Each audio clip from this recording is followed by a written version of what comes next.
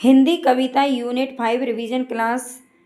हम जल्दी से जल्दी इसका रिवीजन करेंगे। लास्ट टाइम पर आपके लिए रिवीजन काफ़ी इंपॉर्टेंट रहेगा। तो देखते हैं, सबसे पहले यहाँ पर बिना देरी किए मैं चल रही हूँ सूर्यकांत त्रिपाठी निराला। सूर्यकांत त्रिपाठी निराला के जो भी काव्य काव्य और जो काव्य संग्रह हैं उनको एक बार देखेंगे।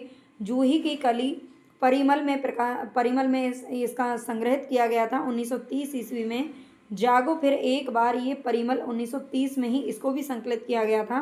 इसके बाद आता है सरोज स्मृति। सरोज स्मृति का जो प्रकाशन वर्ष है ये है 1935 ईस्वी। सरोज स्मृति 1935 में पहले प्रकाशित हुई थी और बाद में 1938 में 3 साल बाद अनामिका में इसको क्या किया गया था, संकलित किया गया था। राम की शक्ति पूजा 1936 ईस्वी प्रकाशन वर्ष है और अनामिका में ये 1938 में संग्रहित की गई थी। कुकुरमुत्ता 1941 आपको 42 भी देखने को मिलता है, ठीक है। 42 में ये पहले प्रकाशित हुआ था और इसके बाद कुकुरमुत्ता में 1943 ईस्वी में इसको संग्रहित किया गया था। ये क्वेश्चन पूछा गया था पहले भी कूट में कि कुकुरमुत्ता को मतलब अलग दे दिया था कि बादल राग में इसको संकलित किया गया था। नहीं, कुकुरमुत्ता को कुकुरमुत्ता में ही संकलित किया गया था। बांधो ननाव इस ठाव बंधु ये अर्चना में संकलित किया गया था 1950 ईस्वी में।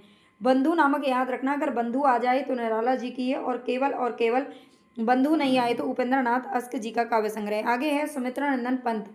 सुमित्रा नंदन पंत की जो रचना हमारे सिलेबस में है उनको एक बार देखना होगा। कविता और काव्य संग्रह परिवर्तन, इनकी जो कविता है 1924 में प्रकाशित हुई थी पहले और फिर 4 साल बाद पल्लव में इसको संकलित किया गया था। पल्लव 1928।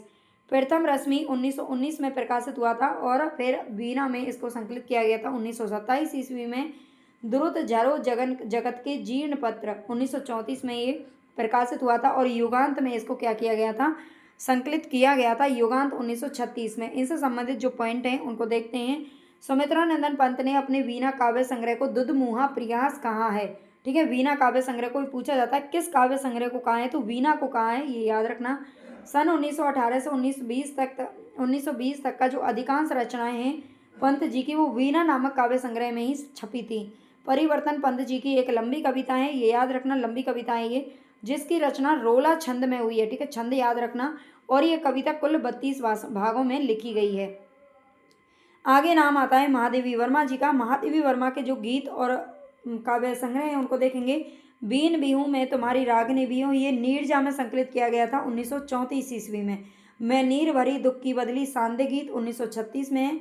फिर विकल है प्राण मेरे सांदे गीत में 1936 में इसको संकलित किया गया है। यह मंदिर का दीप इसे नीरव जलने दो, ये दीप इसे नीरव जलने दो, ये दीप शिखा में ही संकलित किया गया था 1942 ईस्वी में, ठीक है। ये वो काव्य संग्रह हैं जो हमारे सिलेबस में लगे हुए हैं यूजीसी नेट के में, इसीलिए मैं उन्हीं को करा रही हूँ, ठीक है। लास्ट टाइम पर 10 मिनट की क्लास होगी, आपको काफ़ी बेनिफिट मिल सकता है।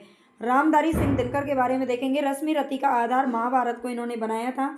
दिनकर जी ने इस खंड काव्य के द्वारा वीर और दानी कर्ण के नायकत्व को स्थापित किया गया है। रश्मि रति का आधार यहाँ पर जो अर्थ है वो पूछा जाता है तो वो कर्ण है, ठीक है। इसका जो प्रकाशन वर्ष है 1952 ईस्वी है और ये 7 सर्गों में विभक्त है। रश्मि रति 7 सर्गों में विभक्त है। महाभारत इसका आधार है, इसका अर्थ है कर्ण और 1952 में प्रकाशित हुआ था। रश्मि रति का अर्थ होता है वह व्यक्ति जिसका अर्थ रथ, रश्मि अर्थात पुण्य का हो। इस काव्य में रश्मि रति नाम किसका है, तो एक कर्ण का है। उर्वशी के बारे में देखेंगे। उर्वशी का जो प्रकाशन वर्ष है ये 1961 ईस्वी और ये 5 अंकों में विभक्त है, ठीक है। उर्वशी कितने अंकों में है, 5 अंकों में विभक्त है। इस पुस्तक को दिनकर जी ने सुमित्रा नंदन पंत जी को समर्पित करते हुए लिखा है।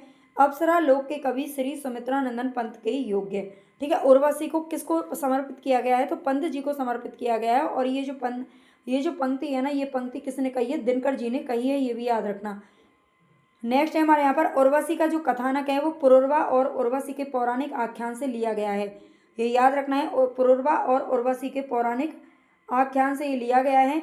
और इस कथा का जो मूल है वो ऋग्वेद के 10वें मंडल में 8वीं और 95वीं सूक्ति में मिलता है, ठीक है।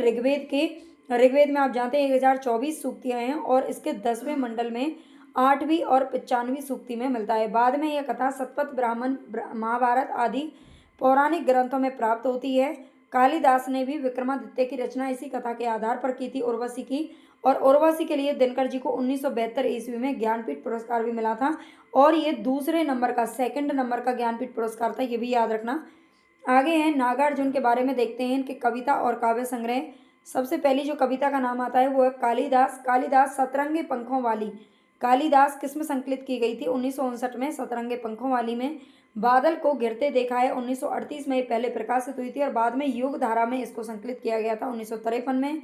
मनुष्य हूँ ये भी नागार्जुन की कविता है, युग धारा 1953 ईस्वी में इसको संकलित किया गया था। नेक्स्ट है अकाल और उसके बाद ये 1952 में प्रकाशित हुई थी पहले, और सतरंगी पंखों वाली में 1959 में इसको क्या किया गया था? संकलित किया गया था। आगे है खुरदरे पैर। खुरदरे पैर 1961 में आया था। सतरंगी पंखों वाली 1959 में इसको पहले संकलित कर दिया गया था और बाद में इसका प्रकाशन वर्ष करवाया गया था सिंगल का, ठीक है, अकेली का। शासन की बंदूक 1966 ईस्वी में ये क्या हुई थी? प्रकाशित हुई थी। आगे है अज्ञे जी का नाम आता है। अज्ञे जी के देखते हैं कविता और काव्य संग्रह। कलगी बाजरे की। कलगी बाजरे की 1949 ईस्वी में प्रकाशित हुई थी। हरी घास पर क्षण भर में इसको संकलित किया गया था 1949 में ही।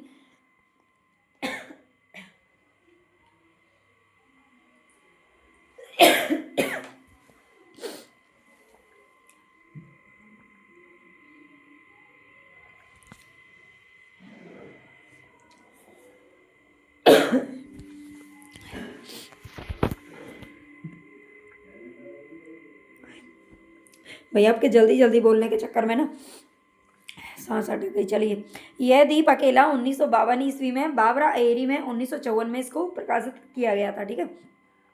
1952 में यह दीप अकेला पहले प्रकाशित हुआ था और उसके बाद बाबरा एरी 1954 में इसको प्रकाशित संकलित किया गया था। असाध्य वीणा 1961 ईस्वी में आई थी असाध्य वीणा, और ये आंगन के पार द्वार 1961 में इसको संकलित किया गया था। कितनी नावों में कितनी बार 1966 में पहले प्रकाशित हुई थी कविता, और इसका जो काव्य संकलन है ना उसका नाम भी क्या है? कितनी बार नावों में कितनी बार।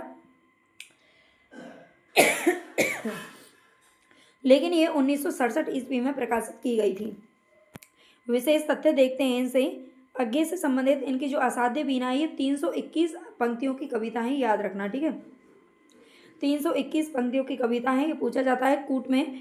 क्रीट तरु की जड़ वासुकी नाग के फन पर आधारित थी, ठीक है। क्रीट तरु की जड़ किसके फन पर आधारित थी? वासुकी नाग के फन पर आधारित थी। आगे वज्र कीर्ति ने सारा जीवन इस वीणा को गढ़ा और वीणा पूरी होते ही उसका जीवन भी समाप्त हो गया, ठीक है। वज्र कीर्ति का नाम आता है, असाध्य वीणा से संबंधित है। वीणा बजाने पर रानी ने प्रियंवद को क्या दिया था? सतलड़ी माला अर्पित की थी। वीणा बजाने पर रानी ने प्रियंवद को सतलड़ी माला अर्पित की। कुछ विद्वान असाध्य वीणा नामक कविता पर जैन बुद्धिज्म का प्रभाव मानते हैं। इसका संबंध महायान संप्रदाय से है, याद रखना अच्छे से। डॉक्टर विद्यानिवास मिश्र जी कहते हैं कि मौन से स्वर और स्वर से मौन की यात्रा की है, ठीक है। अज्ञे जी की असाध्य वीणा के लिए बोलते हैं कि डॉक्टर विद्यानिवास मिश्र मौन से स्वर और स्वर से मौन की यात्रा की है। आगे नाम आता है भवानी प्रसाद मिश्र जी का। भवानी प्रसाद मिश्र का जो गीत फरोस है ये पहला काव्य संग्रह है जो कि 1956 ईस्वी में आया था। मिश्र जी को सहजता का कवि कहा जाता है। आगे है इनकी दो कविताएं हैं, गीत फरोस और सतपुड़ा के जंगल, ठीक है। गीत फरोस और सतपुड़ा के जंगल ये दोनों की दोनों का जो काव्य संग्रह है वो है गीत फरोस, ठीक है। ये याद रखना है, ये दोनों का ही काव्य संग्रह गीत फरोस है। आगे देखते हैं मुक्ति बोध का नाम आता है। तो मुक्ति बोध की काव्य कविता और काव्य संग्रह देखते हैं यहाँ पर। ये देखिए, मैं आपको एक बार यहाँ से ठीक से दिखा देती हूँ। इनकी तीन कविताएं, भूल गलती, ब्रह्म राक्षस और अंधेरे में, ये तीनों की तीनों जो कविताएं हैं ना वो चांद का मुंह टेढ़ा है में संकलित की गई हैं, ठीक है। ये काव्य संग्रह है, याद रखना। और ये चांद का मुंह टेढ़ा है में तीनों की तीनों संकलित की गई हैं, अगर पूछ लिया जाए 1964 ईस्वी में, याद रखना। आगे नाम आता है सुदामा पांडे धूमिल जी का। इनकी नक्सलवाड़ी, मोचीराम और अकाल दर्शन, ये तीनों की तीनों जो रचनाएं हैं वो एक ही में संकलित हैं और वो है संसद से सड़क तक 1972 ईस्वी में प्रकाशित हुआ था, ठीक है। नक्सलवाड़ी, मोचीराम और अकाल दर्शन तीनों किस में संकलित हैं?